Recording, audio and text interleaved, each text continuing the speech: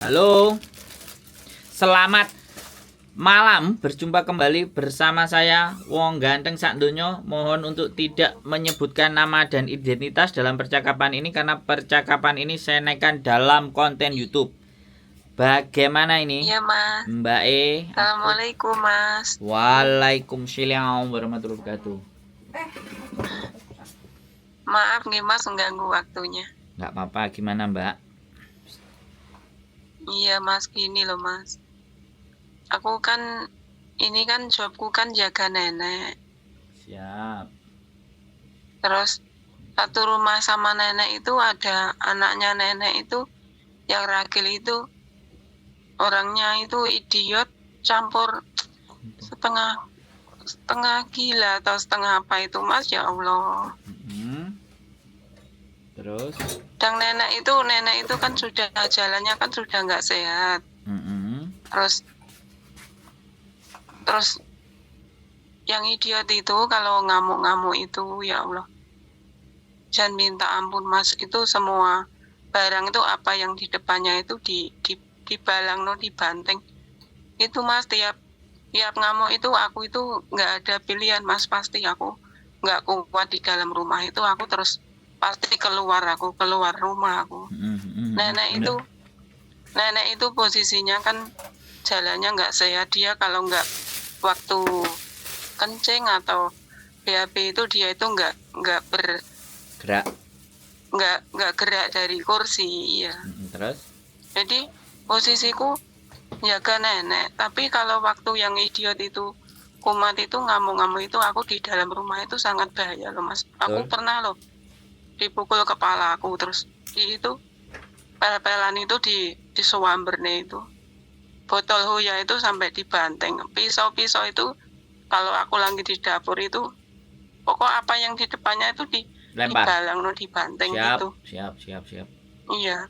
Siap. Itu posisinya, Mas, kalau aku jaga nenek terus di dalam rumah kalau dia ngamuk bahaya itu, aku kalau keluar itu sewaktu aku di luar rumah itu kalau neneknya jatuh atau apa itu aku kena.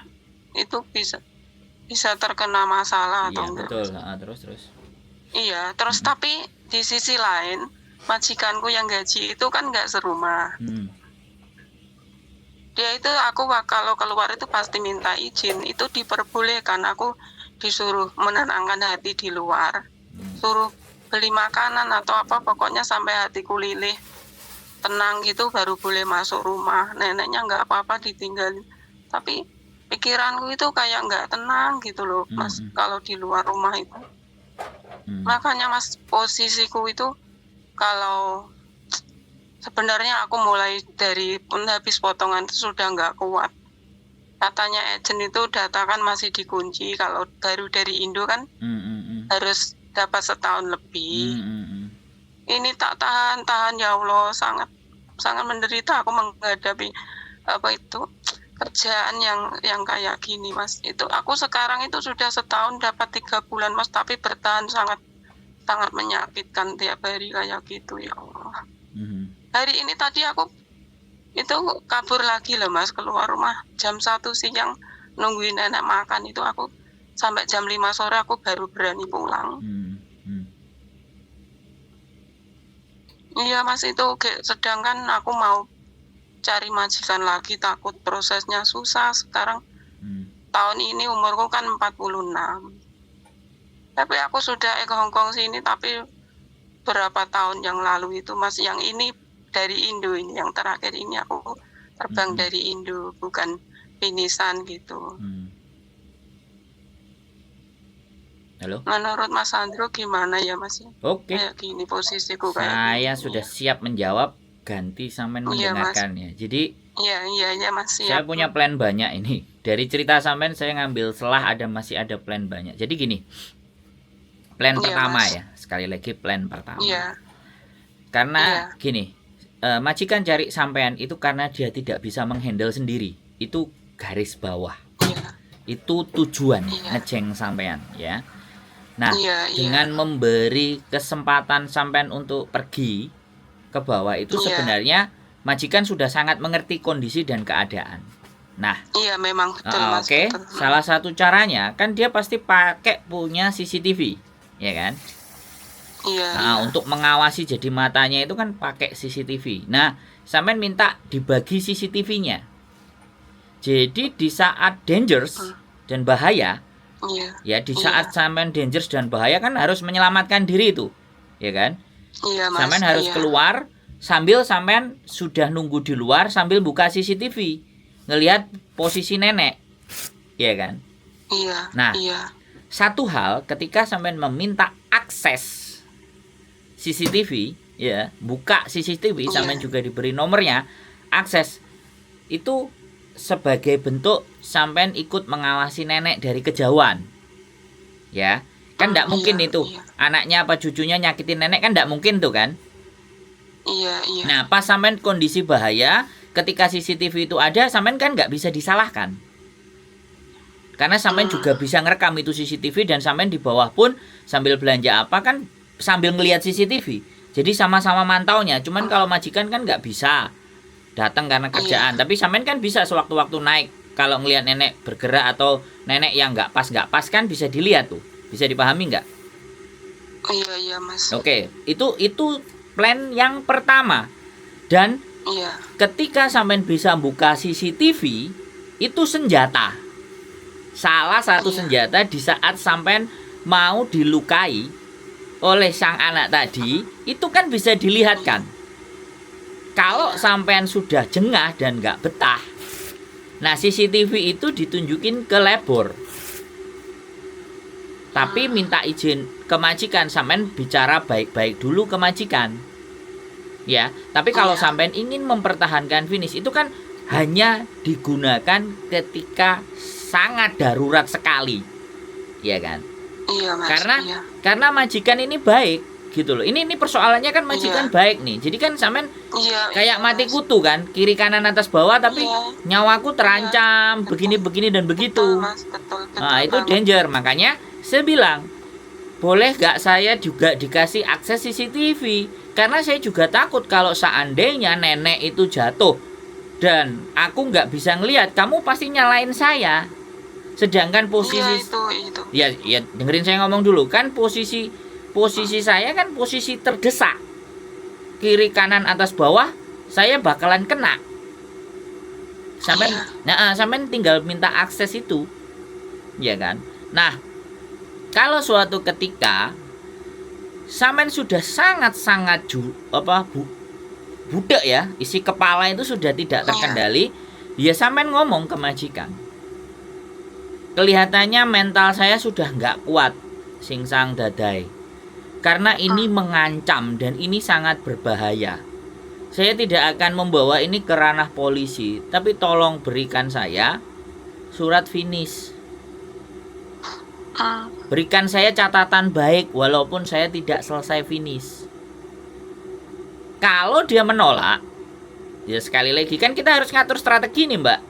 CCTV itu kalau ada yang berbahaya dan danger kan sampean rekam, sampean bisa ngelihat, sampean bisa rekam, sampean bisa ambil, ya kan?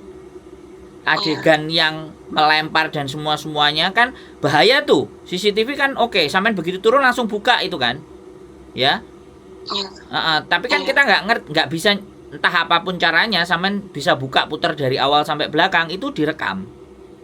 Jadi itu kalau sampean tidak bisa negosiasi dengan majikan untuk memberikan catatan baik, itu yang kita serahkan ke labor. Atau itu juga bisa ditunjukin ke KJRI. Jadi jangan diberikan kepada siapapun, ya kan? Jadi disimpan sampean sendiri untuk apabila sampean sudah mentok. Itu solusi yang pertama. Solusi yang kedua, sampean sudah lewat dari 1 tahun. Ya sudah, kunci mengunci itu sudah selesai. Sudah nggak ada. Sudah bisa kalau mau proses lagi. Cuman break pulang Indonesia dulu. Karena ini yang diserang adalah mental dan ini membahayakan. Ini kalau sampean lapor ke polisi, sampean langsung diamankan. Dalam artian sampean sudah tidak boleh tinggal di situ lagi pastinya. Dan itu langkah yang bagus. itu langkah yang benar, bahwa ketika Benar. sampean akan kerja di situ itu udah mengancam keselamatan, itu sampean sudah dibebas tugaskan. Bisa Benar banget Mas.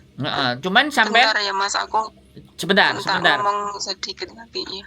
sebentar aku ngomong belum selesai. Iya, Kan iya. kita ngomongnya gantian. Iya, Mas. Nah, ya kan aku ngerti. Iya, Mas. Makanya Iya, kan iya. saya bilang muntahin semuanya baru saya, karena saya dari cerita sampean saya bisa melihat celah, cuman ini tinggal hatine sampean ini tatak apa enggak gitu loh. Wes, silakan sampean selanjutnya. Aku belum selesai padahal. Silakan. Iya Mas, bentar ya, tak potong bentar. Gini Mas, dari kejadian demi kejadian dari awal itu, tetangga depan rumah samping itu kan kebetulan kan ada singsang nggak kerja. Dia tiap hari di rumah. Terus ada depan rumahku itu nenek masih sehat, umur 78 dia sendiri di rumah depanku pas itu. Kejadian itu nenek sama singsang sebelah rumahku itu, dia pasti tahu Mas. Dia langsung keluar. Aku setiap teriak-teriak komeng aku keluar itu. Dia itu kan, itu yang idiot itu kan lari keluar, buntutin aku toh. Aku sampai itu kaosku diseret gitu singsang depan rumah itu. Dia tahu, malah pernah mukul kepalaku. Dia sebenarnya nggak tega. Dia mau bantu aku melaporkan polisi waktu itu. Tapi aku waktu itu belum pegang uang. Aku takut Mas. Aku takut masalah itu jadi panjang gitu. Aku biarlah singsang, aku tak tahan dulu, jangan lapor polisi dulu. Dia itu sebenarnya pengen bantu. Dia kasihan banget sama aku. Oke.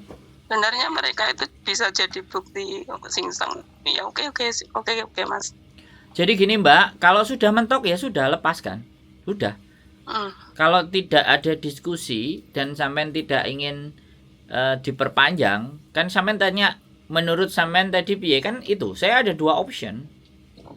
Ya option yang pertama seperti itu, karena kalau sampean akan melaporkan dan anak itu ternyata terdata kena gangguan mental, dalam persidangan dan kasus apapun kita akan kalah tetap. Walaupun ada bukti pengeroyokan, kekerasan. Sebenarnya sekali lagi pada saat ada bukti itu, kemudian sampai telepon polisi, kemudian saksinya ada di depan, itu kelar. Sampai masih bisa cari majikan lagi. Iya Mas. Iya, tapi karena sekali lagi sampai butuh duit. Karena gini, nyawa di Hongkong itu berharga, Mbak. Jadi kalau sampean ceritanya seperti itu dan di depan rumah mau memberikan kesaksian, ya sebenarnya nggak ada masalah. Cuman ini kan persoalannya sampean baik sama Dadai sama singsangnya. Kalau baik artinya kan semuanya bisa didiskusikan. Tapi karena sampean butuh duit, ya piye aku terusan ngomongnya. Nah kalau sekarang udah mentok dan sampean sudah 1 tahun lebih 3 bulan, ya sudah, nggak apa-apa. Mau break silahkan, mau melaporkan silahkan, mau bicara baik-baik ke majikan juga boleh. Intinya udah, hatiku udah nggak kuat, nggak sampai, dan aku nggak mau mati sia-sia. Kalau ataupun nggak mati, aku kena trauma, aku kena depresi, aku kena stres. Karena trauma ketakutan yang berlebihan, dan itu membahayakan psikologi saya. Sampean ngomong baik-baik itu sama Dadai dan singsangnya. Aku kalau mikir duit aja, lama-lama aku juga ikut gila. Dan setelah nanti sampean keluar, sampean ingat-ingat majikan itu. Nama, alamat, semuanya. Tujuannya apa? Sampean laporkan ke KJRI, jangan sampai ada atas nama majikan itu untuk jaga, karena akan mengalami hal yang sama seperti sampean. Ya untung kan tidak mati. Jadi sampean menyelamatkan jiwa-jiwa berikutnya yang akan datang ke situ. Ya, betul Mas. Ya, jangan bersedih ya Mbak. Iya Mbak, iya Mas. Ini tantangan hidup ya. Sekali lagi aku berbicara itu bagaimana kita kuat menghadapi segala bentuk persoalan. Iya kan? Bukan aku tidak berempati. Aku ngerti sampean setiap hari dihantui ketakutan yang besar, setiap hari kekhawatiran. Tapi ketika sampean tidak melakukan itu, sing nang omah gak oleh duit, ini memang keputusan yang berat. Tapi hari ini dan besok sampean bisa langsung ngomong ke Dadai Singsang untuk selesai, nggak apa-apa.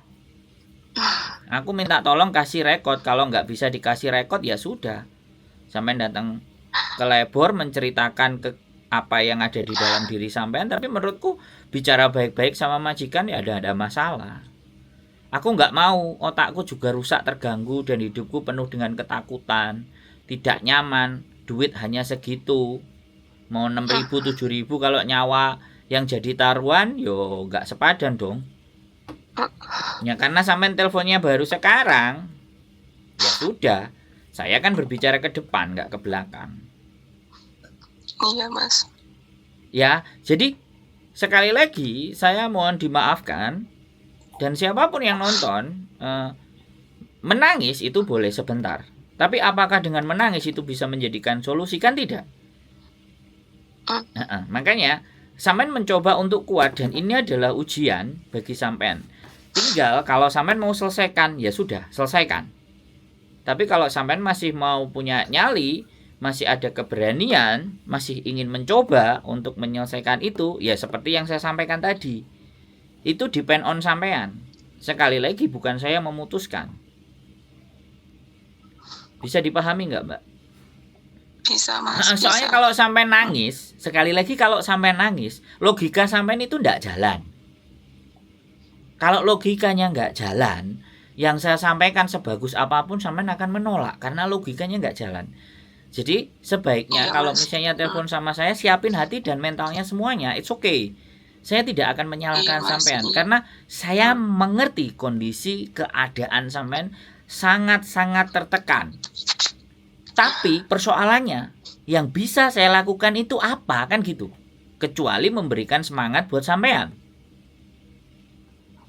Kan tidak mungkin saya ngomong sama majikan. Iya benar. Iya kan, saya tidak mungkin juga nggantiin hidupnya sampean, kan ya nggak mungkin juga. Yang sangat memungkinkan adalah sampean berkonsentrasi untuk berpikir, saya teruskan apa saya selesaikan di sini. Kalau saya bilang, kalau sampean mau teruskan, tadi solusinya di depan. Tapi kalau sampean selesaikan, ya sudah, sampean ngomong dan bicara baik-baik ke majikan. Bisa dipahami nggak, Mbak, kalimat saya? Bisa Mas, bisa. Sorry agak sadis. Tapi boleh, karena saya nggak ingin boleh. konten saya itu isinya tangisan, Mbak. Tangisan kesedihan. Iya, betul, Mas. Ya, kita berjuang di sini. Saya sangat Mas. bisa merasakan. Tapi kita berjuang dan bagaimana kita keluar dari arena pertempuran ini, tapi tidak sebagai pengecut gitu loh, Mbak. Itu yang saya nggak suka. Kita keluar jadi pengecut. Mas mau gitu loh. Mau tanya sedikit boleh Mas? Boleh, silakan. Kan katanya Mas Andro tadi kan kalau bisa kan dibicarakan ke majikan baik-baik. Seumpama majikan itu ya tetap suruh sabar, suruh jalani dulu. Tapi aku kalau seumpama sudah sampai di titik puncak nggak kuat itu, aku seperti apa yang Mas Andro katakan tadi, lapor ke KJRI atau ke Lebor. Ya boleh, itu Lebor boleh, KJRI boleh. Tapi sampean sebaiknya ngomong. Harus punya bukti ya. Nggak usah bukti pun nggak apa-apa. Dari sampean lapor dengan tangisan semuanya itu mereka bisa ngelihat. Oh gitu Mas. Iya, sampean kalau cerita kan akan ke bahasa Kantonis kan, ketika sampean ngomong kan dia bisa ngerasain ketertekanan sampean. Iya, itu semua. Iya, apa yang kan pasti unek-unek itu keluar semua, itu kan kenyataan. Nah, terus kalau sampean mau kuat, mau ada bukti, ya sudah, minta tolong Singsang depan rumah sama Bobo depan rumah, boleh nggak namanya siapa? Terus alamatnya ada. Sebutin aja namanya, alamatnya, yang depan rumah itu bisa jadi saksi. Aku nggak bisa memberikan saksi sama video, dan aku nggak bisa memberikan kesaksian dalam bentuk tulisan. Soalnya nggak susah. Ya, karena saya ketakutan sudah. Karena itu jiwa, saya lebih penting jiwa. Ngomong aja sama Lebor kayak gitu. Lebor akan bilang ke majikan sampean. Wong namanya orang gila. Kalau ternyata anak tersebut Iya. ternyata memang sudah dinyatakan gila, maka di pengadilan pun sampean nggak akan menang dan itu akan dangerous. Dan itulah Hong Kong, Mbak. Kalau kadang-kadang kita Iya. bekerja. Saya pernah malam hari, iya kan, jemput Iya, anak yang iya, kayak sampean iya. gini, ngelemparin pisau, semuanya. Jadi kalau dia habis kerja ngasih makan sama kungkungnya ditaruh di meja, sudah dia kunci pintu kamarnya, Iya. selesai. Pas dia masak di Iya. dapur, ya dapurnya semua bahan-bahan taruh di dapur, dia masak, dia kunci. Dia lihat di luar ada kakeknya apa enggak ada, terus disiapin di depan meja, terus ditutup-tutupin, sudah selesai dia masuk ke kamar kayak gitu. Kerjaannya jumpit-jumpitan. Terus, Iya, seperti aku juga gitu, Mas. nah, ya nggak apa-apa sampean ceritakan. Nggak ada persoalan itu. Sampean jangan takut. Kecuali sampean utangnya 10 miliar. Atau sampean pingin Enggak, beli Mas, enggak istana punya atau beli utang. pesawat, aku Iya. kan nggak ngerti. Bisa dipahami Iya. nggak? Iya, enggak. Oke. Halo. Iya, Mas. Ya. Iya. Ya, sekali lagi Mbak, Itu kita bicara ke depan. Iya, Mas. Wes, Iya. gimana? Iya, Mas. Iya, iya. Itu, Mas, itu nanti umpama aku bicara sama majikan baik-baik, enggak cuma suruh sabar-sabar. Tapi karena aku sudah nggak kuat terus lapor ke KJRI atau labor, itu nanti terus ditindaklanjutkan, aku bisa ganti majikan, harus pulang Indo lagi gitu, Mas. Apa nunggu bisa nunggu bisa di Hong Kong gitu. Sampean kan bilang ngoto, aku nggak kuat dadai singsang. Aku masih ingin kerja di Hong Kong. Bisa nggak kamu selesaikan aku dengan berikan catatan yang baik? Baik, iya. Kalau dia minta nggak bisa, kamu mesti sabar kamu mesti selesaikan. Ya sudah, sampai nulis surat sendiri one man notice, atau hari itu juga keluar bayar 1 bulan gaji, atau sampai lapor, habis itu lapor ke labor. Setelah lapor ke labor ya biar labor yang ngecek, yang mutusin, yang ngabarin dengan pertimbangan. Nggak usah 2 hari 3 hari, sampai follow up lagi ke labor bagaimana labor tentang kasus saya. Kalau labor juga nggak ngasih, ya sudah one man notice, kelar. One man notice atau sampean mau keluar, itu bebas, pilihan sampean yang mana. Karena saya benar-benar merasakan tekanan dan depresi serta ketakutan yang luar biasa. Tapi 1 tahun Mas. 3 bulan itu istimewa menurut saya. Iya. Nggak usah mati-matian. Nggak usah takut nggak dapat majikan. Buat saya, selama sampean punya catatan yang baik, yang benar, yang luar biasa, dan labor mencatatkan itu untuk memberikan rekod, ya sampean tinggal ngomong. Nanti kalau ke KJRI sampean bisa ngomong, ke labor sampean juga bisa ngomong, saya masih ingin mencari majikan lagi, saya masih butuh pekerjaan di Hong Kong, bisa nggak saya dikasih rekomendasi agar saya nanti di imigrasi ketika proses baik-baik saja. Makanya kan lapisan pertama adalah minta rekomendasi baik dari majikan. Itu lapisan pertama. Ketika majikan nggak bisa ngasih, ya sudah labor itu sudah final. Sampai di labor itu sudah final, keputusan final yang akan diputuskan sama labor dalam kasusnya sampean. Ini benar-benar miris. Nah, ini saya juga senang ketika sampean telepon ke saya, dalam artian saya akan mencegah seseorang itu terjadi depresi, bahkan bunuh diri. Kan bisa kayak gini, Mbak.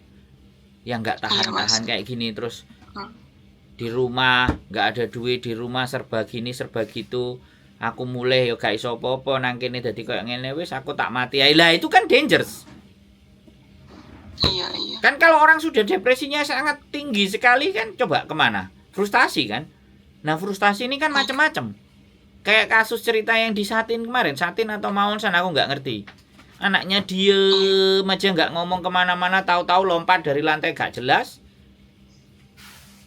Makanya kan tujuannya di konten ini supaya itu gitu loh. Untold story namanya, untold story. Jadi kisah-kisah dan cerita-cerita yang tidak terkuak. Ini kenapa saya semangat gitu loh. Saya bukan marah ya, Mbak. Ini saya semangat. Iya, Mas. Iya. Saya aku malah seneng, Mas. Ini transfer gitu loh. Transfer kekuatan dengan cara yang seperti ini gitu loh. Karena aku bukan pertapa semedi yang puluhan tahun sehingga bisa mentransfer energi. Nah, makanya dengan sampean telepon ini kan, dengan saya ngomong itu memasukkan sesuatu biar sampean kuat dan tahu bagaimana menghadapi. Karena orang kalau sudah takut, orang sudah khawatir, orang sudah depresi, tekanan yang sangat tinggi, itu bisa membabi buta dan itu berbahaya. Nah, ini yang tidak dilakukan oleh siapa, ya oleh orang-orang, karena memang ya hal kayak gini kan tidak bisa diceritain. Aku sangat terima kasih banget sama Mas Andrew sudah ngasih solusi yang maksudnya yang sangat penting banget aku dapatkan gitu Mas Andrew. Jangan khawatir sampean nggak dapat majikan. Sudah 1 tahun 3 bulan itu sudah rekor, dan sampean lama-lama kan sudah ada. Dan sekali lagi nggak usah disesali atau nggak usah dipikirkan ke depan nanti dapat atau tidak. Itu Tuhan yang urus sudah. Ketika ujian ini bisa sampean lewati masih dengan sampean masih hidup dan masih bernafas, itu pasti ada rezeki lain dan sudah disiapkan. Nggak usah khawatir. Saya banyak dengar cerita hancur remuk, habis itu terus majikannya ngasih iPad, majikannya baik, majikan ngasih duit, itu sudah hal-hal yang biasa. Amin.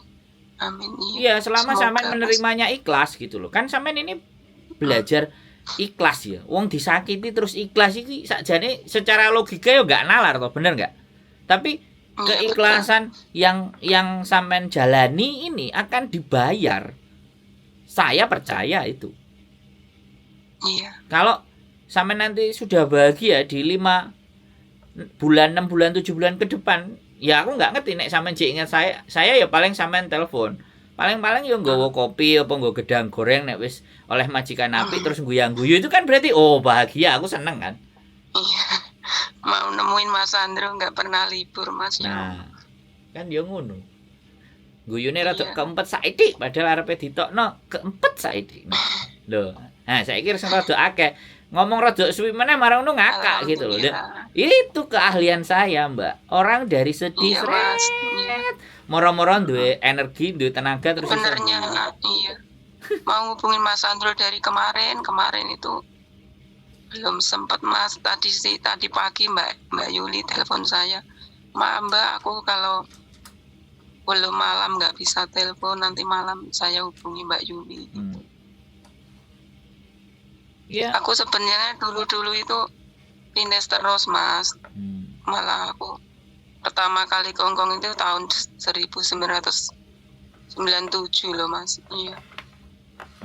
Ya it's okay nggak apa-apa. Jadi yang lalu sudahlah, itu menjadi pengalaman. Tapi yang ke depan kan kita tata sedemikian rupa. Karena kan gini loh Mbak, saya kan tidak memahami atau tidak mengerti kehidupan sampean sebelum ini. Mungkin hari-hari ini tuh membayar sesuatu yang mungkin sampean tidak sadar atau lupa atau apa, atau hal-hal apa yang menyebabkan apa yang sampean lakukan membuat orang lain mungkin tersakiti atau apa, kan saya nggak ngerti, kan bisa jadi seperti itu. Kita positif aja di situ. Iya Mas. Karena karena bagian sekali lagi kehidupan itu nggak ada semuanya enak tok, itu nggak ada. Setiap manusia itu enak dan nggak enak itu sejalan. Tinggal di mana, tinggal di mana kita itu berpikir bahwa enak nggak enak itu ya inilah kehidupan yang saya harus hadapi. Makanya kenapa ngomong itu simple kan, diterima dengan ikhlas. Kesedihan, kesengsaraan seperti yang sampaikan, nggak ada manusia kalau pikiran normal. Makanya kita harus juga bisa belajar menjadi abnormal, bahwa lah sekarang ini sudah dihadapi, sudah terjadi, dan sampean memilih untuk tetap stay di situ, berarti kan sampean menerima. Jadi seperti itu, menurut saya nggak ada masalah. Dan sekali lagi tidak ada ke depan sampean tambah remuk tambah hancur, itu nggak ada. Makanya kenapa ya saya nggak ngerti juga kenapa sampean harus dipertemukan dengan saya dan ditelepon dengan saya. Ya ini kan bukan sesuatu yang kebetulan, tapi by design. Iya Mas, iya. Setiap kehidupan itu by design. Makanya disinilah yang saya itu merasa sebenarnya senang ketika satu orang saja dengan nonton konten saya, dengan berbicara dengan saya, kehidupannya bisa lebih, oh iya ya, nggak sesempit ini yang saya sampaikan. Oh, yang saya alami ya nggak susah banget ya. Oh, caranya dengan begini dan begitu ya. Itu kan artinya bisa keluar dari keadaan. Iya Mas, Nah, itu sangat bermanfaat banget nasihat Mas Andrew sama ngasih solusi yang sangat penting banget Mas. Ya Allah. Jadi seperti itu Mbak. Intinya Nah, itu aku iya. ya sudah sampean punya gambaran kan harus seperti apa dan harus bagaimana memutuskan kan, pasti sudah bisa memahami kan. Iya udah paham banget Mas aku. Siap. Nanti apa yang Mas Andrew nasihatkan ke saya, nanti saya inget-inget. Pokoknya kalau di saat situasi yang sangat terdesak itu, saya nanti bisa bertindak apa yang Mas Andrew nasihatkan ke saya gitu. Iya. Makasih banyak ya Mas ya. Sehat selalu ya, tetap semangat ya. Iya. Pasti bisa. Amin. Pasti terlewati ini sama Insya sampean. Allah. Ya. Amin. Oke. Semoga Mas. Yeah. Makasih Mas Andrew. Sehat selalu Mbak matur sembah nuwun. Amin. Assalamualaikum. Waalaikumsalam warahmatullahi wabarakatuh.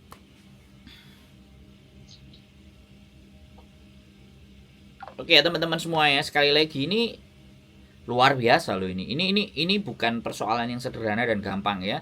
Jadi ada beberapa orang yang bilang, karena gini, kalau di saat kita ngomong dan orang dengerin kita posisi yang menangis, itu nggak konsen. Makanya kadang-kadang buat teman-teman semuanya yang mau curhat, yang kita nggak bisa menahan air mata karena itu kesedihan, nggak apa-apa ya, cuci muka dulu, istighfar dulu, semuanya beres. Kalau mau muslim ya silakan wudhu, kalau enggak ya berdoa sebentar, udah hatinya tenang silakan telepon. Karena penting bagi saya untuk berdiskusi dengan orang yang sudah pikirannya kebuka. Kalau masih di dalam kesedihan, nikmati dulu kesedihannya, rasakan dulu kesedihannya, habiskan baru telepon ya. Kalau sedih kita ngomong, jadi seolah-olah kamu tuh ngerti ya bahwa aku tuh sedih gitu. Lah terus nek awakmu sedih aku kudu piye? Kan nggak bisa begitu juga. Kan kita harus bawa orang ini keluar dari kesedihannya. Kita bawa keluar dari persoalan itu, kita bawa keluar dari masalah itu. Karena siapapun ya, itu tidak bisa menyelesaikan sesuatu. Ada yang manusia hidup itu sebenarnya tidak bisa menyelesaikan sendiri, tidak bisa berdiri sendiri. Selalu harus ada orang lain. Salah satunya untuk ini. Okay, keep stay tune my YouTube channel and see you next video. Bye bye.